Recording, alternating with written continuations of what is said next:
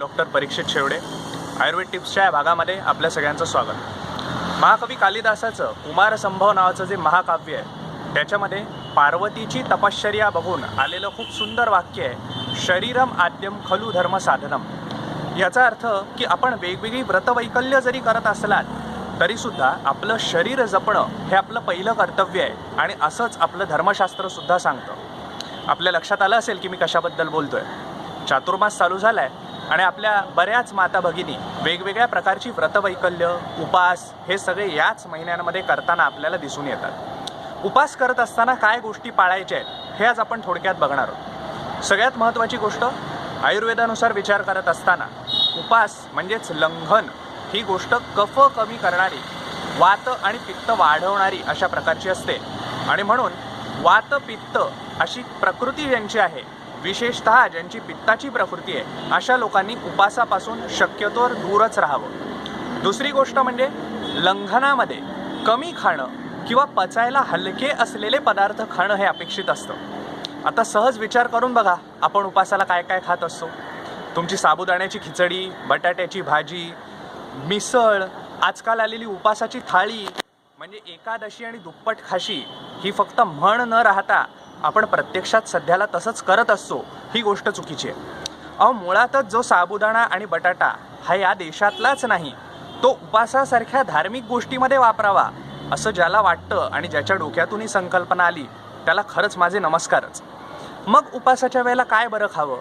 तर अगदी साधी सोपी गोष्ट, एका वेळेला फलाहार करा आणि दुसऱ्या वेळेला फक्त दूध, देशी गाईचं दूध एवढं फक्त पुरेसं आहे। किंवा आयुर्वेदानुसार विचार करत असताना मुगाचे वेगवेगळे पदार्थ जरी खाल्लेत तरीसुद्धा चालेल, किमान आपल्या देशातलं असलेलं पीक आहे ना। याच्याशिवाय विचार करत असताना आपण राजगिऱ्याचा वापर करू शकता, राजगिऱ्याची चिक्की, राजगिऱ्याचे लाडू, राजगिऱ्याच्या लाह्या, शिंगाड्याचं पीठ, वरीच्या तांदळाचा सुद्धा विचार केला जाऊ शकतो।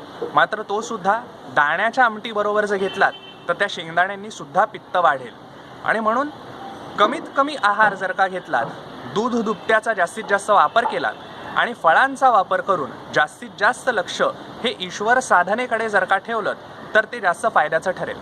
चातुर्मासामध्ये मांसाहार वर्ज्य केला जातो।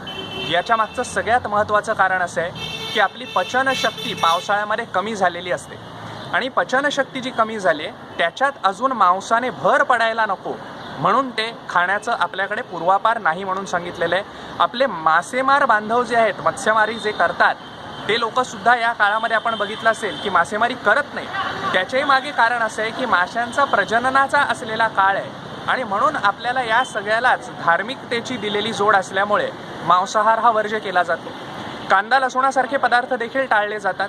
त्याच्या मागचं कारण असं आहे की हे दोन्ही पदार्थ हे सेक्शुअल अर्ज वाढवणारे आहेत म्हणून सांगितलेले आहेत आणि म्हणून या काळात जे आध्यात्मिकतेचं वातावरण असावं, शरीर संबंध कमी प्रमाणात ठेवणं जे आपल्या हिताचं आहे, याच्याकरता म्हणून हे दोन्ही पदार्थ वर्ज्य सांगितले। आयुर्वेदानुसार विचार करत असता दोन्ही पदार्थ हे वातशामक सुद्धा आहेत, त्यामुळे क्वचित ते खाल्लेत तर हरकत नाही। पण एकंदरीत उपास आपण कशा पद्धतीने करतोय याच्याकडे विशेषतः लक्ष द्या आणि याच्या पुढे सजगतेने उपवास करा। आयुर्वेदाचेही आचार्य चक्रपाणी जसं सांगतात तसं उपास करणं म्हणजे शरीराला क्लेश देणं नाही, एवढीच गोष्ट फक्त लक्षात ठेवा। तुम्हाला सगळ्यांनाच व्रतवैकल्याच्या शुभेच्छा। आपापल्या तब्येतीची काळजी घ्या। धन्यवाद।